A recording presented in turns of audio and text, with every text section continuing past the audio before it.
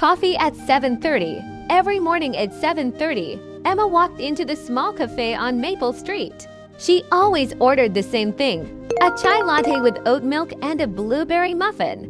She would sit by the window, pull out her worn paperback novel, and read quietly until it was time to catch the 8:10 bus to work.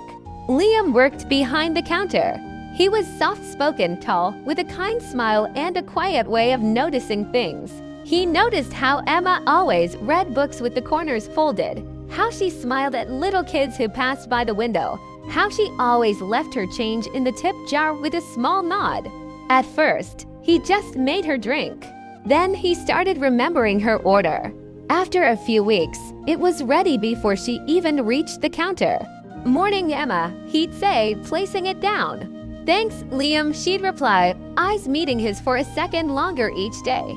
One rainy morning, the bus was delayed. Emma lingered longer in the cafe, flipping the last pages of her book. Liam noticed and, after a quiet moment, walked over with a second muffin. "On the house," he said. "Rainy days should come with extra comfort," she laughed. "You're making a strong case for this being the best cafe in town." They talked about books, music, the strange charm of rainy mornings. Nothing dramatic, just two people enjoying the quiet rhythm of conversation. From then on, their mornings grew warmer.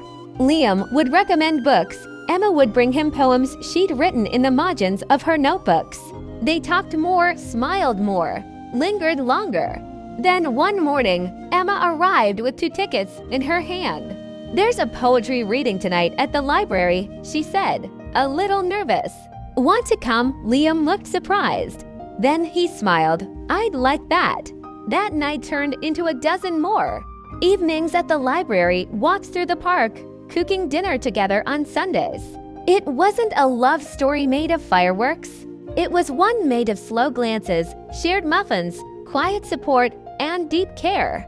Years later, when they opened a bookstore cafe together, people asked how they met.